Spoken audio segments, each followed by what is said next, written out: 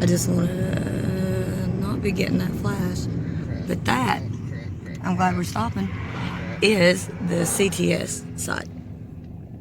SuperFund site that's supposed to be getting cleaned up by the EPA. Because, why? Because radioactive waste is leaking into the ground.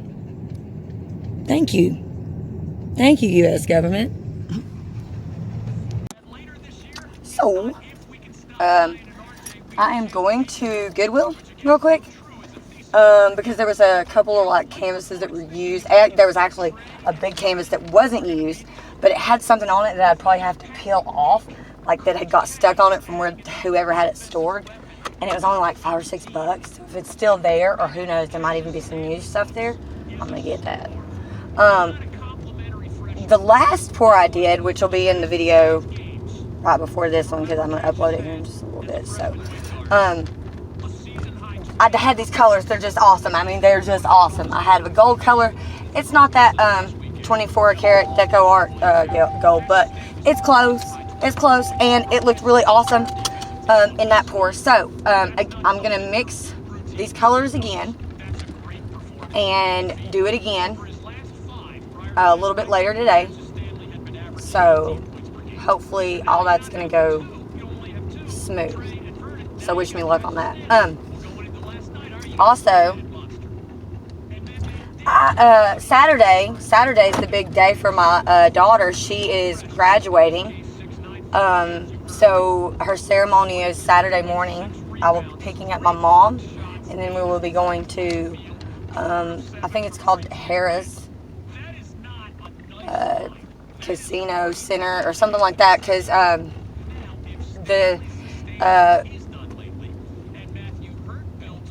the auditorium that normally would that's holding it used to be called something else before it was called what it is now. It was called something else.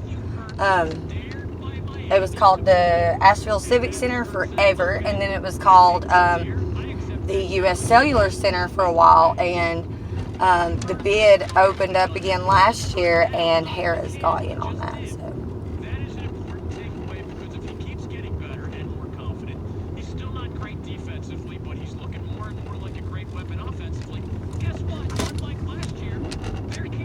But so I'm excited for her. I mean, I'm over the moon excited for her. I'm super proud of her because she's graduating, and I know that the teen dropout rate is I think it's actually went down over the last couple years, but don't quote me on that. I have to double check. But I know that I didn't graduate. Like I said before, I got pregnant with her when I was really early. That's not an excuse. But I also think that there are different ways of measuring the level of intelligence that someone has outside of these academic standard tests. And I know this for a fact to be absolutely true. Why? Because of the differences in learning abilities between my daughter, Holly, and her brother, Tristan, my son. Tristan is super duper smart, and he's really smart in areas that it would blow your mind if you were talking to a kid this age. Like, when does he find the time to read or, like, you know, read up on this stuff and educate himself? And it's like his theories are really cool too. That's why I love hanging out with my kids when I get the chance to. But but when he was in school, especially in elementary school, and still he kind of like struggles with stuff, and so he'll have to have a tutor for certain things sometimes because of that. I didn't have to have that when I was in school. As a matter of fact, it was quite the opposite, and it was also like that with my daughter Holly. We were like what they would call academically gifted or whatever, and I hated it. I hated it because I felt like because I knew stuff that like other kids didn't or whatever, or they hadn't got to that level yet, maybe like I was like, it made me feel like an outcast, even though I probably shouldn't have felt like that. That's kind of like how I felt. That's still kind of how I feel to this day, because I have lots and lots and lots of conversations with people. And I find myself sometimes like, and I catch people looking at me weird over the stuff I talk about, because they're like, where did you get that from, or when did you start looking into that, or like, what possessed you to do that? Like, you used to not. Honestly, it's not that I didn't believe in UFOs, but it was one of those things. It was a taboo subject, especially around the family that I used to be part of, which I still consider them part of my family. That's my son's father's family. They don't really. That's not. It's not that I don't want to speak for them and say that they don't believe in UFOs, because I haven't talked to them individually. But I do know that it was something that most of the time, if somebody in the family brought it up, everybody else just kind of laughed, like, oh, whatever, you know? But including myself, I would just be like, dude, that's crazy.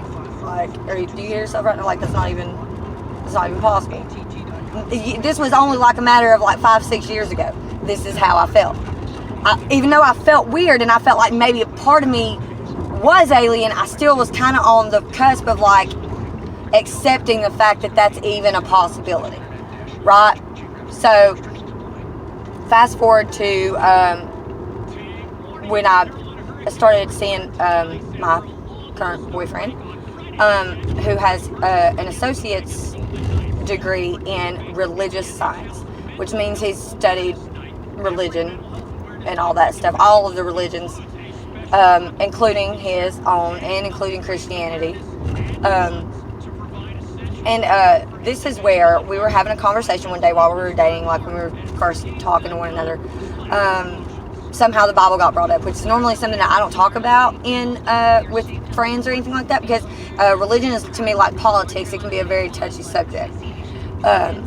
But it was different with him, like, because I wanted to know, like, okay, this is cool, because for one, his parents are of Hindu faith, so I wanted to hear, after him having gone to school and studied different religions, I wanted to hear his opinion on things.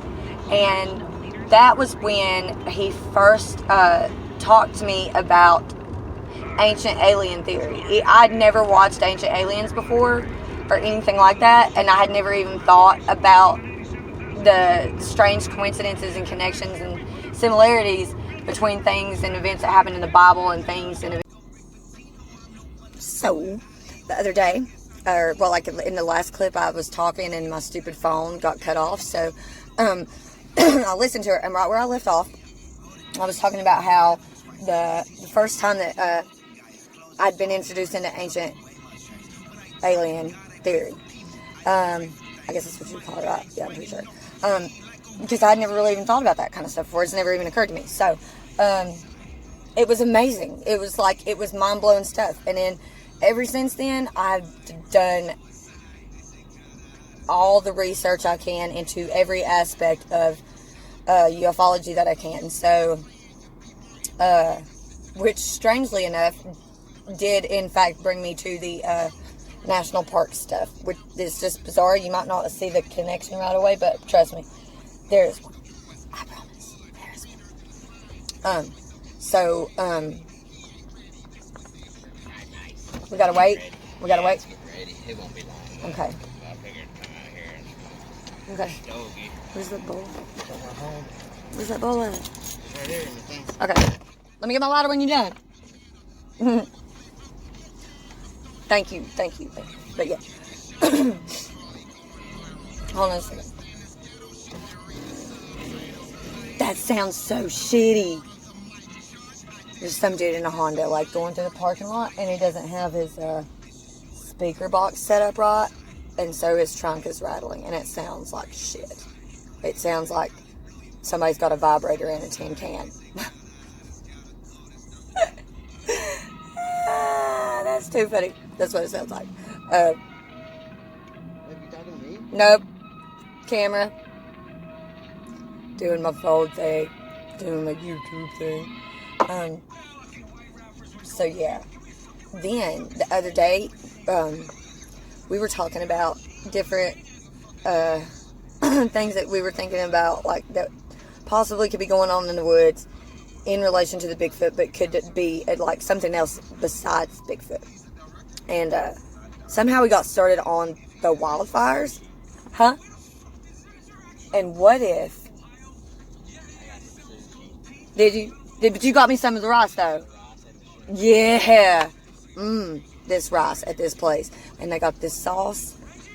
Oh, man. It's that damn good. But the theory that we come up with is, what if they're actually starting to... Huh?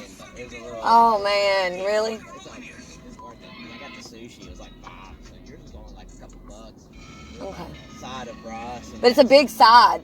A big side. And I can like eat on... Oh, my God. I can eat on that stuff all day. That sauce. Man, it's so good. Can't even tell you how good the sauce is. But anyways. Where was I? Oh, the Bigfoot, the wildfires. So what if they're actually starting the wildfires to flush Bigfoots out? What if? Are you talking? I'm doing that. Remember the thing we were talking about the other day? With the wildfires and the Bigfoots and the flushing them out? Like maybe flush smoke it. Like they're setting them on fire because at some point they would be forced out of where they are. Alright. It's just a theory. So, let me know what you guys think about that, because there's just like a strange, eerie coincidence that like some of these places where the wildfires have been happening just so happen to be where there was like a lot of Bigfoot sightings, or maybe like, I know they have a similar, similar person like the, or hominid or whatever, cryptid, in Australia. So, could that be? I think it's definitely a possibility. So, also when I get home today, there's a Joe Rogan with this former like FBI agent or CIA agent or something. I'm gonna watch that podcast because he talks about the Epstein case and stuff like that. I guess it's something that like we haven't really heard yet. So checking into that. Here comes it. Bye. So, this is the biggest motherfucking side of rice. Excuse my French, but okay. And this is the sauce that I'm talking about. It's basically heaven in a food form. It's amazing. It's good stuff. Oh my God, I can't even. Yeah, thank you, babe. Don't let that spill. So there's that. So later, I'm going to do some paint. Got some black paint. I need some black paint. So I got some black paint. Oh, God, it's something. Oh, is my house on fire? Oh, it's just smoking. Huh? What is this? That's my one from last night. It's cold. But I went in the car not like that, so you're good. I thought this shit done done. Let's go. I'm hungry. Okay, I know. I do. And I know that. Oh, my God, I cannot believe that. Seriously.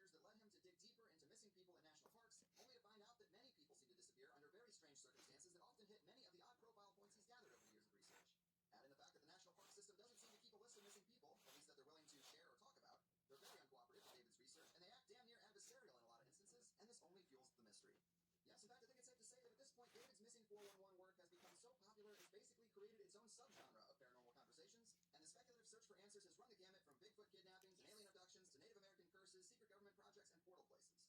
Today we're going to talk about some of the cases covered in the new film Missing 411 The Hunted, as well as some from his latest book Missing 411 Law, Land, Air, and Water.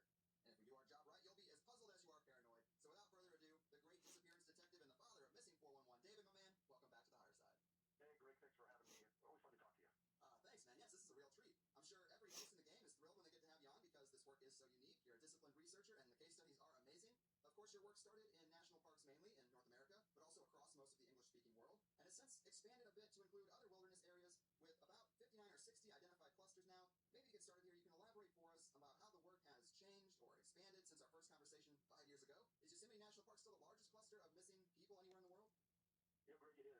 When we first started out, got a tip from 2 national park rangers that they had experienced missing people in their various parks that they worked at. Like at the national parks, There was something unusual about it because they couldn't find documents. Well, he's not actually outright saying anything bad about them, you know? Yeah, he's just stating facts that you can basically go and look up on their website most of the time, except for the stuff you got a FOIA for. All the missing go away deep in the backcountry. Sometimes it's a public area or a semi-public area in the heart of the park, and it doesn't make any sense. So with that, we started off and we focused mainly on national parks, and we filed a series of Freedom of Information Act requests against the National Park Service. They stated that they didn't have any lists of missing people, and we went through their National Park Police Department, which are highly trained men and women that are very good at their job, but for some reason they didn't want to admit that they had any lists. And talking to many investigative journalists, they said they're lying. They've got a list. They've got to have a list. Your listeners could go into any medium, small police department in the U.S. and ask the chief of police for a list of missing people in their jurisdiction, and that chief would have a list on his desk in an hour. And after that, we went through and started to look at national parks really, really closely because we weren't around there, et cetera. Any evidence of any of that found by search and rescue, we won't look at it. And after looking at thousands of cases, there's certain what we call profile points that have come up that are pretty apparent. And if the case doesn't match those profile points, then we won't look at it. So the profile points that's kind of outlined in the book, the most popular ones are they bring canines to the scene. Canines can't pick up a track or they can't find a scent. Sometimes they walk in a circle and lay down. They bring in professional trackers that can't find tracks leaving the scene. And there's a weather event sometimes with the disappearance. Sometimes just as the person is disappearing or just as search and rescue starts to work the case, they have a weather event of snow, rain, wind, something that inhibits the searches. And that's kind of the 10,000-foot overall profile.